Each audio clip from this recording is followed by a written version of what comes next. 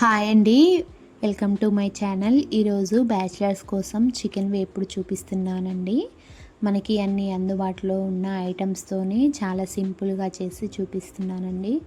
ఎంతో రుచిగా ఈ చికెన్ వేపుడు ఎలా చేయాలో చూసేద్దాం పదండి. ఇది మనకి చపాతీలోకైనా, అన్నంలోకైనా లేదా రసంకి సైడ్ డిష్గా పెట్టుకొని తిన్నా చాలా టేస్టీగా ఉంటుంది. ఇంకా మనం లేట్ చేయకుండా ప్రాసెస్ ఎలా చేసుకోవాలో చూసేద్దాం పదండి. ముందుగా ఈ చికెన్ ఫ్రై చేసుకోవడం కోసం చికెన్ శుభ్రంగా కడిగి తీసుకోవాలి. నేను ఇది మొత్తం 1/2 kg చికెన్తో చేస్తున్నాను. కేజీతో చికెన్ చేసినా కూడా మనం డబల్ క్వాంటిటీతో చేసుకోండి. నెక్స్ట్ ఒక కడాయి తీసుకొని కొంచెం ఆయిల్ వేసుకోవాలి. దీనికి మనకి కొంచెం ఆయిల్ ఎక్కువనే పడుతుంది. నెక్స్ట్ ఆయిల్ వేడెక్కగానే చికెన్ మొత్తం వేసుకోవాలి. ఈ చికెన్లో నుంచి మనం వాటర్ వస్తాయండి. బాగా వాటర్ వచ్చేంతసేపు ఒకసేపు ఉంచుకోవాలి.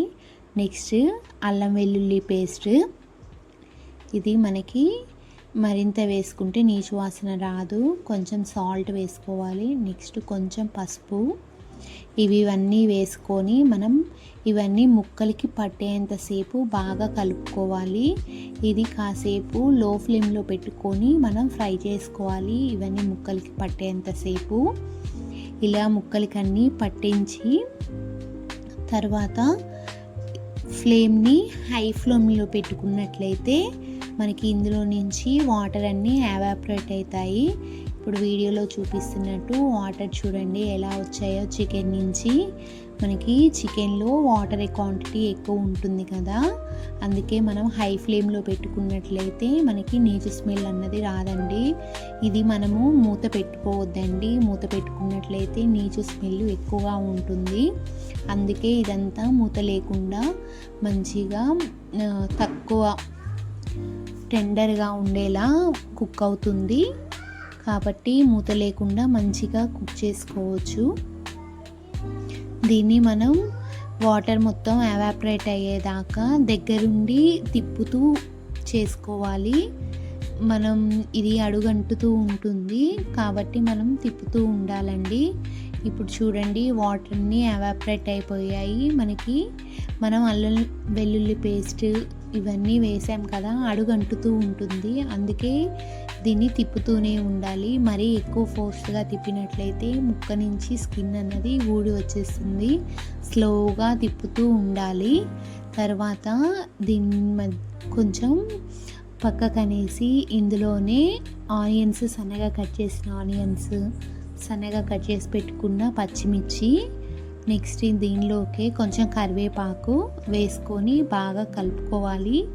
ఇవన్నీ మనకి ఆనియన్స్, పచ్చిమిర్చి, కరివేపాకు ఇవన్నీ కొంచెం ఆయిల్లో మగ్గిపోయేంతసేపు మనం అంతా లో ఫ్లేమ్లో పెట్టుకొని ఫ్రై చేసుకోవాలి. ఇలా ఫ్రై చేసుకున్నట్లయితే మనకి మంచి ఫ్లేవర్ ఉంటుంది.